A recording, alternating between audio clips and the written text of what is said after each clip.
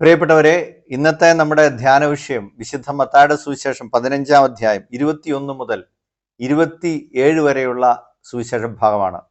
ഈശോ കാനാൻകാരിയായ ഒരു സ്ത്രീയുടെ മകളെ സുഖപ്പെടുത്തുന്ന ഭാഗമാണിത്. ഈ ഭാഗത്തിന്റെ വ്യാഖ്യാനത്തിലേക്ക് കടക്കുമ്പോൾ നമുക്കിതിനെ 4 തരത്തിൽ കാണാം. 1, ഇതിൻ്റെ ഭൂമിശാസ്ത്രപരമായ പ്രത്യേകത. 2, ഈ ഭാഗത്തിന്റെ സാമൂഹികപരമായ പ്രത്യേകത. 3, ഇതിൻ്റെ ദൈവശാസ്ത്ര പ്രത്യേകത. 4, ഇതിൻ്റെ പ്രായോഗിക പാഠം. നമ്മൾ ഇതിൻ്റെ ഭൂമിശാസ്ത്രപരമായ പ്രത്യേകതയിലേക്ക് വരുമ്പോൾ ഈ ഭാഗം തുടങ്ങുന്നതിന് മുമ്പ് നമ്മൾ കാണുന്ന കാഴ്ച ഇതാണ്. ഈശോ ഗനേസറത്ത് വരികയാണ്. അവിടെ വരുമ്പോൾ വലിയൊരു ജനക്കൂട്ടം ഈശോയുടെ ചുറ്റും കൂടുകയാണ്. മത്തായി ശ്ലീഹ പറയുന്നത് അവിടെ ഈശോ ഉണ്ട് എന്നുള്ള വാർത്ത അവിടെ നിന്ന് തന്നെ ആളുകൾ ചെന്ന് സമീപ പ്രദേശത്ത് അറിയിച്ചു എന്നാണ്. അപ്പോൾ അവിടെ നിന്ന് രോഗികളെയുമായിട്ട് ആളുകൾ വരികയാണ്.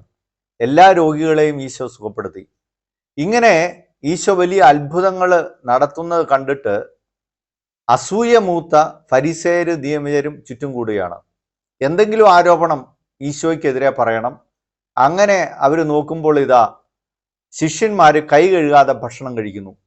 ഉടനെ അതൊരു കാര്യമായിട്ട് എടുത്തിട്ട് വലിയൊരു വാഗ്വാദം അവിടെ ഉണ്ടാവുകയാണ്. ഇതാ നിന്റെ ശിഷ്യന്മാർ പൂർവികരുടെ പാരമ്പര്യത്തിന് വിരുദ്ധമായി കൈ കഴുകാതെ ഭക്ഷണം കഴിക്കുന്നു. ഈശോ നല്ല ചുട്ട മറുപടി അതിന് നൽകുന്നു. അതോടെ ആ സംവാദം തീരുന്നു. അപ്പോൾ ഈ പശ്ചാത്തലത്തിലാണ് ഈ കാനാൻകാരിയായ സ്ത്രീയുടെ സംഭവം മത്തായി ശ്ലീഹ വിവരിക്കുന്നത്. ഇത് തുടങ്ങുമ്പോൾ ഇങ്ങനെയാണ് മത്തായി ശ്ലീഹ പറയുന്നത്: അവൻ ടൈർ സീദോൻ പ്രദേശത്തിലേക്ക് പോകുമ്പോൾ അവിടെ നിന്ന് ഒരു കാനാൻകാരി വന്നുവെന്നാണ്. എന്നാൽ മർക്കോസ് ശ്ലീഹായുടെ സുവിശേഷ ഭാഗം കൂടെ ചേർത്ത് നമ്മൾ വായിക്കുമ്പോൾ ഇത് തന്നെയാണ് അവിടെ പറയുക. ടൈർ സീദോൻ പ്രദേശത്തൂടെ പോകുന്നു. അപ്പോൾ അവൻ ഒരു വീട്ടിൽ കയറി, ആ വീട്ടിൽ ഒരു കാനാൻകാരി വന്നു എന്നാണ് പറയുന്നത്. ഏതായാലും ഈ കാര്യം ആ തരത്തിൽ വ്യക്തമാണ്. ടൈർ സീദോൻ പ്രദേശത്താണ് ഈ സംഭവം നടക്കുന്നത്. ഈശോ അങ്ങോട്ട് പോകാനായിട്ട് കാരണം ഇവിടെയുള്ള അസ്വസ്ഥതകളൊക്കെ മാറി ഒന്ന് വിശ്രമിക്കുക എന്നുള്ളതാണ്. അതുകൊണ്ട് മർക്കോസ് ശ്ലീഹ പറയുന്നു അവനെ ആരും തിരിച്ചറിയരുതെന്ന് അവൻ ആഗ്രഹിച്ചിരുന്നു. കഫർനാമിൽ നിന്ന് ഏകദേശം 40 കിലോമീറ്റർ അകലെയുള്ള ടൈർ സീദോൻ പ്രദേശത്താണ് ഈശോ എത്തുന്നത്. ഈ ടൈർ സീദോൻ പ്രദേശത്തിന് വലിയ പ്രത്യേകതകളുണ്ട്. ഒന്നാമത്തെ കാര്യം, ഈ പ്രദേശം ഒരുപാട് വിജാതീയ ദേവന്മാരുടെയും ദേവിമാരുടെയും ഒക്കെ വിഗ്രഹങ്ങൾ കൊണ്ട് നിറഞ്ഞ സ്ഥലമായിരുന്നു. വാൽദേവന്റെ, അക്ഷേര ദേവിയുടെ ഒക്കെ പ്രതിമകൾ അവിടെ ഉണ്ടായിരുന്നു. ഇത് തുറമുഖ നഗരങ്ങളാണ്. മെഡിറ്ററേനിയൻ കടലിൻ്റെ സമീപ പ്രദേശത്തുള്ള നഗരങ്ങളാണ് ഈ ടൈറും സീദോനും.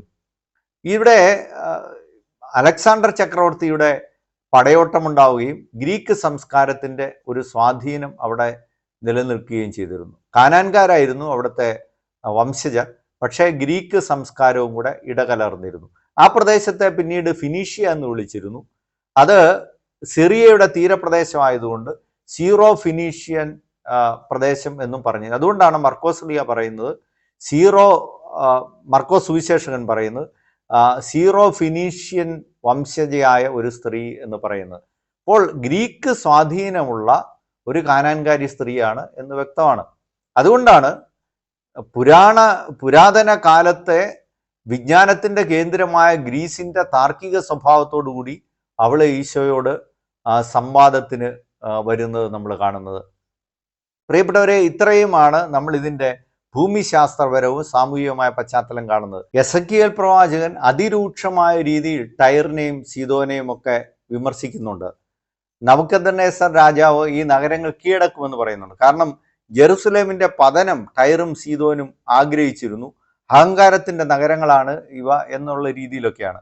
എന്നാൽ ഈശോ ടൈറിനെയും സീദോനെയും അല്പം മയപ്പെടുത്തിയ ഒരു രീതിയിൽ അവതരിപ്പിക്കുന്നുണ്ട്. കാരണം പല നഗരങ്ങളെയും ഈശോ ശാസിക്കുമ്പോൾ ഖുറാസിൻ നിനക്ക് ദുരിതം, ബേത്സൈദ നിനക്ക് ദുരിതം, എന്നിട്ട് പറയുന്ന കഫർനാമേ നീ ആകാശത്തോളം ഉയർത്തപ്പെട്ടു വന്നു. അപ്പോൾ അവിടെ പറയുന്ന ഇതാണ്: നിങ്ങളിൽ നടന്ന അത്ഭുതങ്ങൾ ടൈറിലും സീദോനിലും നടന്നിരുന്നെങ്കിൽ അവ പണ്ടേ ചാക്കുടുത്ത് ചാരം പൂശി അനുദപിക്കുമായിരുന്നു. വിധി ദിവസത്തിൽ ടൈറിൻ്റെയും സീദോന്റെയും സ്ഥിതി നിങ്ങളിതിനേക്കാൾ സഹനീയമായിരിക്കും. അപ്പോൾ ഈ നഗരങ്ങളോട് ഈശോ അല്പം ഒരു സ്നേഹം പ്രകടിപ്പിക്കുന്നത് നമ്മൾ കാണുന്നുണ്ട്. അതുകൂടാതെ ഈ മലയിലെ പ്രസംഗത്തിൽ മത്തായി ശ്ലീഹ പറയുന്നു ടൈറിലും സീദോനിൽ നിന്നുള്ള ആളുകൾ എത്തിയിരുന്നു എന്നാണ്. ഒരുപക്ഷെ അങ്ങനെ എത്തിയിരുന്ന ഒരു സ്ത്രീ ആയിരുന്നിരിക്കാം ഈ സ്ത്രീ. അതുകൊണ്ടാണ് ഈശോയിൽ അവൾക്ക് അദമ്യമായ വിശ്വാസം ഉണ്ടായിരുന്നത്. ഇനി നമ്മൾ ഇതിൻ്റെ ദൈവശാസ്ത്രപരമായ മാനങ്ങളിലേക്ക് വരാം. സാമൂഹികവും ഭൂമിശാസ്ത്രപരമായ മാനങ്ങളാണ് നമ്മൾ കണ്ടത്. ഇനി ഇതിൻ്റെ ദൈവശാസ്ത്ര മാനങ്ങളിലേക്ക് വന്നാൽ നോക്കൂ, ഇവിടെ ഫരിസേരും നിയമജരും പറയുന്നു അവർ ശുദ്ധിയുള്ളവരാണ്, പാരമ്പര്യം പാലിക്കുന്നവരാണ്. അതിനെതിരെ പാരമ്പര്യമില്ലാത്ത, ശുദ്ധിയില്ലാത്ത ഒരാളെ കൊണ്ടുവന്ന് ഈശോ നിർത്തുകയാണ്. അതും കൂടാതെ യഹൂദര് മോശമായി കരുതിയിരുന്ന, അല്ലെങ്കിൽ അത്ര വില കൊടുക്കാതിരുന്ന ഒരു സ്ത്രീയും കൂടിയാണ്. ആ തരത്തിൽ ഇതിനെല്ലാം കോൺട്രഡിക്ഷനായിട്ട്, വിരോധാഭാസം എന്ന രീതിയിൽ വൈരുദ്ധ്യാത്മകതയുടെ ഒരു പ്രതീകമായിട്ട് ഈ സ്ത്രീയെ ഈശോ കൊണ്ടുവന്ന് നിർത്തുന്നു, അല്ലെങ്കിൽ മത്തായി ശ്ലീഹ കൊണ്ടുവന്ന് നിർത്തുകയാണ്. അവള് കാനാൻകാരിയായതിനാൽ അവള് ശുദ്ധിയുള്ളവളല്ല, പാരമ്പര്യമില്ലാത്തവളാണ്. പക്ഷെ അവൾക്കാണ് ഈശോയിൽ ഇവരെക്കാൾ കൂടുതൽ വിശ്വാസം. അതുകൊണ്ട് വിജാതീയരുടെ കണ്ണുകൾ കൊണ്ട് നിങ്ങൾ കാണൂ എന്ന് ഈശോ പറയുന്നതിന് സമാനമാണ്. കൂടാതെ ഇനി മുതൽ സുവിശേഷം ഇസ്രായേൽ ജനങ്ങളിൽ, അതുകൊണ്ട് ഈശോ പറയുന്നുണ്ട്, ദൈവരാജ്യം നിങ്ങളിൽ നിന്നെടുത്ത് ഫലം തരുന്ന ജനതയ്ക്ക് നൽകപ്പെടും. അപ്പോൾ കൂടുതൽ ഫലം നൽകുന്ന ജനതയായിട്ട് വിജാതീയർ മാറുകയാണ്. ഈശോയുടെ സുവിശേഷം യഹൂദരിൽ നിന്ന് വിജാതീയരിലേക്ക് മാറും എന്നതിൻ്റെ സൂചന കൂടി ഇവിടെ നൽകുകയാണ്. ഈ രണ്ടാമത്തെ ദൈവശാസ്ത്രപരമായ മാനം ഇതാണ്. ഉൽപ്പത്തി പുസ്തകം 26-ാം അധ്യായത്തിൽ നമ്മൾ കാണുന്നുണ്ട്, യാക്കോബ് ദൈവദൂതനോട് മല്ലടിക്കുകയാണ്. മല്ലടിച്ചതിന് ശേഷം അവസാനം പറയുന്നത്, അനുഗ്രഹിച്ചിട്ടല്ലാതെ നിന്നെ ഞാൻ വിടില്ല. അപ്പോൾ ഒരു ശാഠ്യം.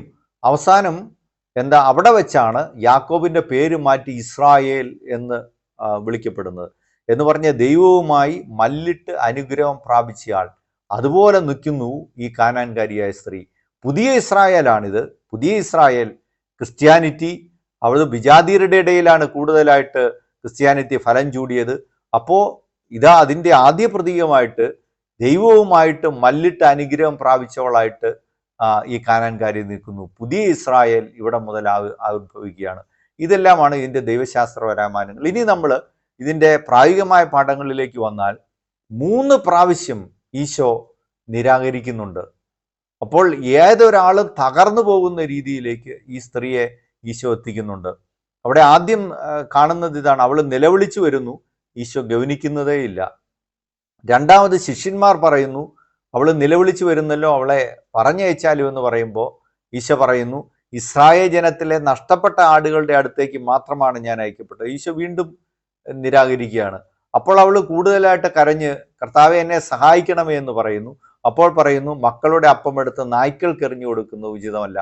അപ്പോൾ 3 പ്രാവശ്യം ഈശോ നിരാകരിക്കുകയാണ്.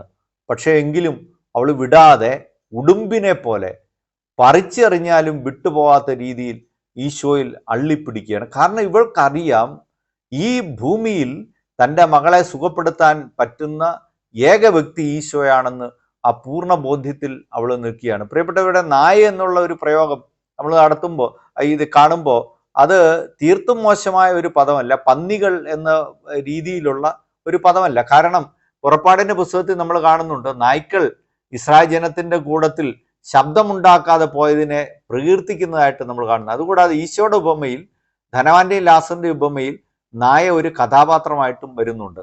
അപ്പോൾ അതൊരു കളിയാക്കലിൻ്റെ ഒരു ഭാഷയായിട്ട് നമുക്ക് കരുതാനായിട്ടാകൂ. അല്ലെങ്കിൽ പന്നികളെ പോലെ അത്ര നികൃഷ്ടമായ രീതിയിൽ അത്ര മാത്രം അധിക്ഷേപമായിട്ട് നമുക്കതിനെ കരുതാനുമാകത്തില്ല. നമ്മൾ ഓർക്കുക, ഈ സ്ത്രീയുടെ ഒന്നാമത്തെ നമ്മുടെ പ്രായോഗിക പാഠം, ഈ ചോദ്യം ഇത് തന്നെയാണ്. ഈ നമ്മുടെ ജീവിതത്തിൽ നിരാസങ്ങൾ ഉണ്ടാകുമ്പോൾ, നമ്മുടെ ജീവിതത്തിൽ ബുദ്ധിമുട്ടുകൾ ഉണ്ടാകുമ്പോൾ, വലിയ തരത്തിലുള്ള തകർച്ചകൾ ഉണ്ടാകുമ്പോൾ എൻ്റെ വിശ്വാസത്തെ ഞാൻ എങ്ങനെയാണ് കാത്തു സൂക്ഷിക്കുന്നത്? നമ്മൾ ഈ കാലഘട്ടത്തിൽ കാണുന്ന നിസ്സാരമായ കാര്യങ്ങളുടെ പോലും പേരിൽ വിശ്വാസത്തെ ഉപേക്ഷിച്ച് പോകുന്നവരാണ്. മാമോദിസ സർട്ടിഫിക്കറ്റ് കിട്ടാൻ വേണ്ടി താമസിച്ചു പോയി എന്നതിൻ്റെ പേരിൽ ഞാൻ ഇനി ഈ പള്ളിയിലേക്ക് വരില്ല എന്ന് പറഞ്ഞ് ധാർഷ്ട്യത്തോടെ പോകുന്ന ആളുകളെ നമ്മൾ കാണുന്നുണ്ടല്ലോ. അതുപോലെ വേദപാഠത്തിൽ താമസിച്ചു വന്നതിൻ്റെ പേര്, കുട്ടിയോട് എന്താണ് താമസിച്ചു വന്നതെന്ന് ചോദിച്ചതിൻ്റെ പേരിൽ ഇനി ഞാൻ വേദപാഠത്തിൽ വിടില്ല എന്ന് പറയുന്ന മാതാപിതാക്കൾ. ഇപ്പോൾ ധനവും പ്രതാപവും ഒക്കെ ഉണ്ടായിക്കഴിഞ്ഞാൽ പിന്നെ എല്ലാം ചെറിയ അസ്വസ്ഥതകൾ പോലും സ്വീകരിക്കാൻ തയ്യാറാകാത്ത ആളുകൾ കൂടി വരികയാണ്. അവിടെയാണ് ഈ സ്ത്രീയുടെ വിശ്വാസം നോക്കൂ. നമ്മൾ ഈ കാലഘട്ടത്തിൽ കണ്ട ഈ ഒരുപക്ഷെ ഈ അടുത്ത കാലത്ത് കണ്ട ഏറ്റവും വലിയൊരു വിശ്വാസ സാക്ഷി നമ്മൾ, വലിയൊരു തകർച്ച ജീവിതത്തിലുണ്ടായ തിരിച്ചടി, വലിയൊരു വലിയ എന്താണ് വലിയ വിഷാദകരമായ ദുരന്തം സംഭവിച്ചിട്ടും വിശ്വാസത്തിന് ക്ഷതം നൽകാതെ നിൽക്കുന്ന ഒരു സ്ത്രീയെ നമ്മൾ കണ്ടില്ലേ. ചാർലി കിർക്ക് എന്ന് പറയുന്ന 31 വയസ്സുകാരനായ ഒരു സുവിശേഷ സാക്ഷ്യം നൽകുന്ന ഒരു ചെറുപ്പക്കാരൻ അമേരിക്കയിൽ വെടിയേറ്റ് മരിച്ചിട്ട് അദ്ദേഹത്തിൻ്റെ ആ ഓർമ്മയാചരണത്തിൽ കണ്ട സാക്ഷ്യം നമ്മൾ അത്ഭുതത്തോടെയല്ലേ. ലോകത്തിലെ ഏറ്റവും വലിയ സാങ്കേതിക വിദ്യയുടെ, ലോകത്തിലെ ഏറ്റവും പവർഫുൾ ആയിട്ടുള്ള ഒരു രാജ്യത്ത് നമ്മളത് കാണുകയാണ്. അമേരിക്കയുടെ സെക്രട്ടറി ഓഫ് സ്റ്റേറ്റ്സ് മാർക്കോ റൂബിയോയുടെ പ്രസംഗം തന്നെ നമ്മൾ കേൾക്കുമ്പോൾ അമ്പരന്ന് പോവുകയാണ്. ശരിക്കും ഒരു സുവിശേഷ പ്രഘോഷണം തന്നെ അദ്ദേഹം നടത്തിയാണ്. മനുഷ്യരക്ഷാർത്ഥം ദൈവത്തിൻ്റെ പുത്രൻ ഭൂമിയിൽ അവതരിച്ചു, നമുക്കെല്ലാവർക്കും വേണ്ടി, ചാർലിക്കും വേണ്ടി, എല്ലാവർക്കും വേണ്ടി കുരിശിൽ മരിച്ചു, 3-ാം നാൾ അവൻ ഉയർത്തെഴുന്നേറ്റു, അവൻ സത്യമായും വാനമേഘങ്ങളിൽ വരും, അപ്പോൾ ചാർലിയോടൊപ്പം നമ്മളെല്ലാവരും ഒരുമിക്കൂ എന്ന് പറഞ്ഞ് നോക്കുക. സെക്രട്ടറി ഓഫ് സ്റ്റേറ്റ്സിൻ്റെ വലിയ പ്രസംഗം, എത്രയോ വലിയ കമൻറ്റുകളാണ് അതിന് താഴെ വരുന്നത്, എത്രയോ പ്രകീർത്തിച്ചിട്ടുള്ള കമൻറ്റുകളാണ്. അതുപോലെ JD Vance American vice president പറഞ്ഞില്ലേ, 41 വർഷത്തിനിടയ്ക്ക് ഞാൻ ഈ കഴിഞ്ഞ 2 ആഴ്ച പറഞ്ഞതുപോലെ ജീസസ് ക്രൈസ്റ്റിനെ കുറിച്ച് ഞാൻ പറഞ്ഞിട്ടില്ല. അവസാനം നമ്മൾ ഈ ചാർലി കിർക്കിൻ്റെ അതിൻ്റെ ഇടയ്ക്കൊക്കെ ഫേസ്ബുക്ക് കമൻ്റ് ഉണ്ടായിരുന്നല്ലോ, ഈ കഴുത്തിൽ ഈ എറിക്ക ചാർലിയുടെ വിധവ അണിയുന്ന കുരിശ് ഇനി അവൾ മാറ്റിയേക്കുമോ എന്ന് പറയുന്ന സമയത്താണ് വന്നിട്ട് ആകാശത്തിലേക്ക് കണ്ണുകളുയർത്തി പറയുന്നത്, ദൈവപുത്രനായ മിശിഹാ തമ്പുരാൻ കുരിശിൽ കിടന്നുകൊണ്ട് തന്നെ കുരിശിൽ തറച്ചവർക്ക് വേണ്ടി പ്രാർത്ഥിച്ചതുപോലെ, പിതാവ് ഇവർ ചെയ്യുന്നത് എന്തെന്ന് അവർക്ക് അറിഞ്ഞുകൂടാ എന്ന പോലെ ഈ ചാർലിയെ വധിച്ച യുവാവിന് വേണ്ടി കൂടിയാണ് ചാർലി ജീവിതം സമർപ്പിച്ച് ഞാൻ അവനോട് ക്ഷമിക്കുന്നു എന്ന് പറഞ്ഞപ്പോൾ ജനക്കൂട്ടം മുഴുവൻ കണ്ണീരണിഞ്ഞ് എഴുന്നേറ്റ് നിന്ന് ആദരവ് പ്രകടിപ്പിക്കുന്നത് നമ്മൾ കണ്ടു. നോക്കുക, എത്രയോ വലിയ തകർച്ചയുടെ നടുവിൽ നിന്നുകൊണ്ട് വിശ്വാസത്തിൻ്റെ അപാരമായ ഒരു സാക്ഷ്യം. എന്നിട്ട് എത്ര പേരാണ് പള്ളിയിലേക്ക് തിരിച്ചു വരുന്നത്, എത്ര പേര് ബൈബിൾ വാങ്ങിച്ചു എന്ന് പറയുന്നത്.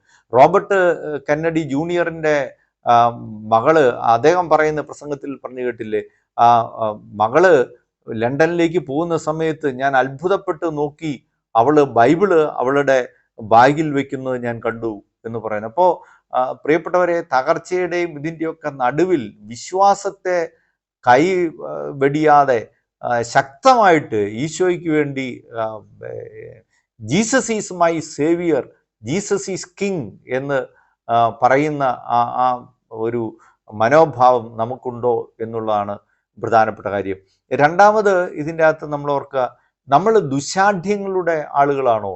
സത്യസന്ധമായ ഒരു കാര്യം മുമ്പിലുണ്ട് എന്ന് കണ്ടാൽ നമ്മുടെ നിലപാടുകൾ മാറ്റാൻ നമ്മൾ തയ്യാറാവുന്നു, അതോ നമ്മൾ കടുംപിടുത്തത്തിലായിട്ട് കൂടുതൽ പോകുന്നവരാണോ? നോക്കൂ, ഈശോ 2-3 പ്രാവശ്യം അവളെ നിരാകരിച്ച് വിടാൻ പോകുന്നു. പക്ഷേ അവളുടെ വിശ്വാസം സത്യസന്ധമാണ് എന്നറിയുന്ന സമയത്ത് ഈശോ ഒരുപക്ഷെ അവളെ പരീക്ഷിച്ചായിരിക്കാം, അല്ലെങ്കിൽ ഈശോ തൻ്റെ നിലപാട് മാറ്റുന്നതായിട്ട് നമ്മൾ കാണുകയാണ്. ഇസ്രായേലിൽ പോലും ഇതുപോലെ ഒരു വിശ്വാസമില്ല എന്ന് പറഞ്ഞ് ഈശോ അവളെ പ്രകീർത്തിക്കുകയാണ്. അപ്പോൾ ചില സമയത്ത് നമ്മൾ ഇങ്ങനെ കടുംപിടുത്തമുള്ളവരാണോ? ഞാനൊരു സംഭവം ഓർക്കുന്നത്, ഫേസ്ബുക്കിൽ വന്ന സംഭവമാണ്. ഒരു വിദേശത്ത് ജോലി ചെയ്യുന്ന ഒരു യുവാവ് തിരിച്ചു വരുമ്പോൾ അമ്മയ്ക്ക് ഒരു സർപ്രൈസ് കൊടുക്കണമെന്ന് തീരുമാനിക്കുകയാണ്. എന്നിട്ട് കൂട്ടുകാരോട് വീഡിയോ പിടിച്ചോളൂ എന്ന് പറഞ്ഞിട്ട് വരികയാണ്. അവന് ഒരു ഭിക്ഷക്കാരൻ്റെ വേഷത്തിൽ വരുന്നു. അമ്മയുടെ അടുത്ത് അവൻ ചെന്നിട്ട് എനിക്ക് 50 രൂപ തരണമെന്ന് പറയുന്നു. അമ്മ പറയുന്നു ഇവിടെ രൂപയൊന്നുമില്ല എന്ന് പറയുന്നു. അതിനുശേഷം അവൻ എനിക്ക് അല്പം ആഹാരം തരാമെന്ന് ചോദിക്കുന്നു. അപ്പോൾ കൂട്ടുകാർ ഈ വീഡിയോ എല്ലാം പിടിക്കുന്നുണ്ട് ഇതിൻ്റെ ഇടയ്ക്ക്.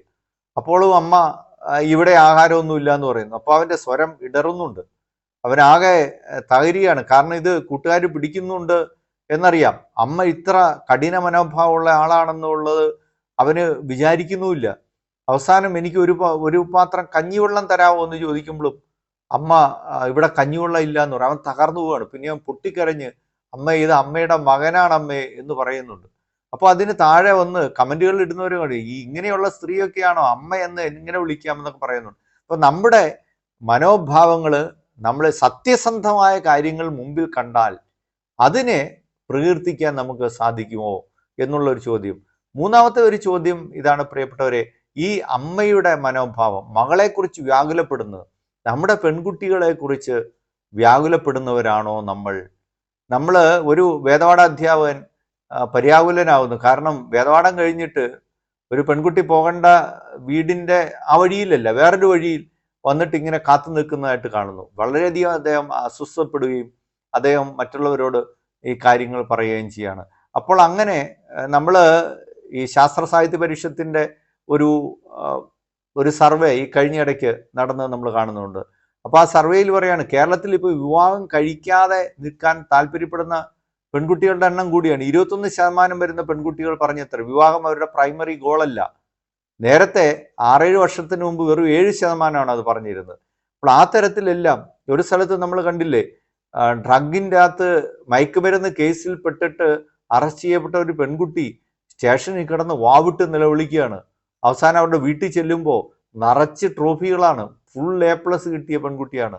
അപ്പോൾ നമ്മൾ ഈ പെൺകുട്ടികളെ കുറിച്ച് നമ്മൾ ഈ അമ്മ ജാഗ്രതപ്പെടുന്ന പോലെ അമ്മമാര് പെൺകുട്ടികളെ കുറിച്ച് ആകുലപ്പെടുന്നുണ്ടോ എന്നുള്ള ചോദ്യം. അവസാനമായിട്ട് ശിഷ്യന്മാരിടപെട്ട പോലെ മറ്റുള്ളവരുടെ ആകുലതകളും വ്യാകുലതകളിലും ഇടപെടാൻ നമുക്ക് സാധിക്കുമോ എന്നൊരു ചിന്ത കൂടി ഈ സുവിശേഷഭാവം അവശേഷിപ്പിക്കുന്നു. ഞാൻ ഓർക്കുന്നത് യൂറോപ്പിൽ എവിടെയോ നടന്ന ഒരു സംഭവമാണ്. ഒരു ഷോപ്പിൽ നിന്ന് എന്തൊക്കെയോ സാധനങ്ങൾ നഷ്ടപ്പെട്ടു. അവസാനം ഒരു സ്ത്രീയെയും ഒരു കുട്ടിയെയും കൂടെ പിടിച്ചു നിർത്തിക്കുകയാണ്. പോലീസ് വരികയാണ് അറസ്റ്റ് ചെയ്ത് കൊണ്ടുപോകാനായിട്ട്. അപ്പോൾ ഈ സ്ത്രീ, ആ ചിത്രം ഇങ്ങനെയാണ്, പോലീസ് ഉദ്യോഗസ്ഥൻ വരുന്നു, ഈ സ്ത്രീ വാവിട്ട് കരഞ്ഞു നിൽക്കുന്നു. ഈ 4 വയസ്സുള്ള പെൺകുട്ടി ബിസ്ക്കറ്റ് തിന്നുകൊണ്ട് അമ്മയുടെയും ഈ പോലീസുകാരൻ്റെയും മുഖത്തോട്ട് ഇങ്ങനെ ആകുലപ്പെട്ട് നോക്കി നിൽക്കുകയാണ്. അപ്പോൾ ഈ അറസ്റ്റ് ചെയ്തുകൊണ്ട് പോകണമെന്ന് ഈ കട ഉടമസ്ഥൻ ശഠിക്കുമ്പോൾ ഈ പോലീസ് ഉദ്യോഗസ്ഥൻ മറ്റൊരു ഇടപെടൽ നടത്തിയാണ്. എന്താണ് ഇവിടെ നിന്ന് മോഷ്ടിച്ച് കാര്യങ്ങൾ ചോദിക്കുന്നു. അപ്പം ബിസ്ക്കറ്റും അല്പം മുട്ടയും മറ്റുമെല്ലാമാണ്. അപ്പോൾ എന്തുകൊണ്ട്, ഇതിൻ്റെ സാഹചര്യം എന്തെന്ന് ചോദിക്കുന്നു. അവസാനം ഈ പോലീസ് ഉദ്യോഗസ്ഥൻ ചെയ്യുന്നത്, ഈ കട ഉടമസ്ഥന് നഷ്ടപ്പെട്ട കാര്യങ്ങൾ പോലീസ് ഉദ്യോഗസ്ഥൻ കയ്യിൽ നിന്ന് കൊടുക്കുകയാണ്. ഇവളെ അറസ്റ്റ് ചെയ്യുന്നില്ല എന്ന് പറയുകയാണ്. അതിനുശേഷം അദ്ദേഹം ചെയ്തത്, ഇവരുടെ ദാരിദ്ര്യത്തിൻ്റെ മേൽ അദ്ദേഹം വലിയ കനിവിൻ്റെ മഴ പെയ്യ്ക്കുകയാണ്. അദ്ദേഹം ഒരാഴ്ചത്തേക്ക് ഈ വീട്ടിലേക്ക് വേണ്ട സാധനങ്ങളെല്ലാം സ്വന്തം പൈസയ്ക്ക് മേടിച്ചിട്ട് കാറിൽ കയറ്റി ഇവരെയുമായിട്ട് അവരുടെ വീട്ടിൽ പോവുകയാണ്. പ്രിയപ്പെട്ടവരെ, ഈ സുവിശേഷ ഭാഗം ഈ തരത്തിലുള്ള ചിന്തകൾ നമുക്ക് നൽകുന്നു. ഈശോ നമ്മെ അനുഗ്രഹിക്കും. Subscribe now and press the bell icon. Never miss an update.